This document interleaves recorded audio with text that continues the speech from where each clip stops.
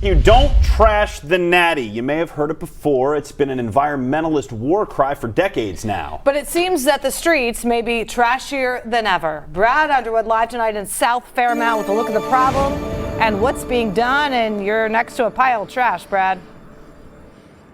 Yeah, here we are in Tremont, and just to kind of show you one of the examples that we're talking about here, this is the sidewalk, but you can't walk on it. You have to go around it. This is one of 3 or 4 several large piles of trash and other garbage, discarded items blocking that sidewalk. So what's being done about it? Well, the city says it's doing the best it can with what it has to work with. What they need is more help from the public.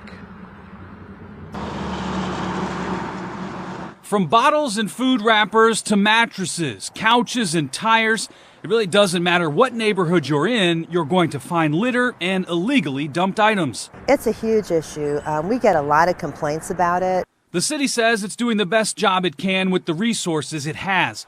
The Public Services Department only has 18 employees to pick up litter on public property across all 52 neighborhoods. The only way you can really stop it if people stop it. But that's not likely going to happen. Jerry Wilkerson Jr. says the city has cleanup schedules for areas that are consistently trashed. Along Reading Road and Forest, there's, Beekman, Westwood Northern, that's one of the ones we were at yesterday. But sadly, it only takes a day or two for the garbage to return. You'll see another pop can, a beer bottle, McDonald's bag, and it's kind of like it's an ongoing cycle. Recent data shows more than 3,000 complaint calls for litter or dumped items this year. This stretch of Kemper Lane is a dumping ground. The piles of trash continue to mount despite calls for cleanup. If I called that in today, I don't know if it's been called in, but How long do you think it might be? It all depends. And again, if it's a right-of-way thing, we will try to get someone out there in a few days. But again, it all depends on our service levels and how many other service requests we have. While this pile grows, there is progress. The city is slowly eliminating access to popular dumping sites. This summer, 4 lots in South Cumminsville and North and South Fairmont were cleared out and a fence was put up. Perfect example, four locations that were just chronic dump sites.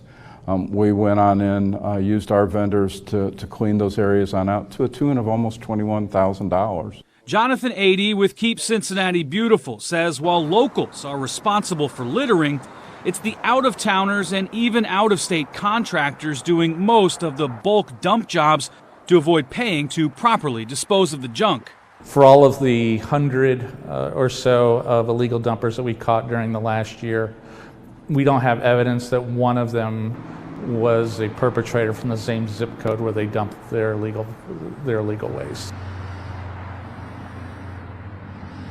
And back out here on Tremont, you could understand why this is a popular dumping site for some of these items. You have quick access to Harrison Avenue and the interstate.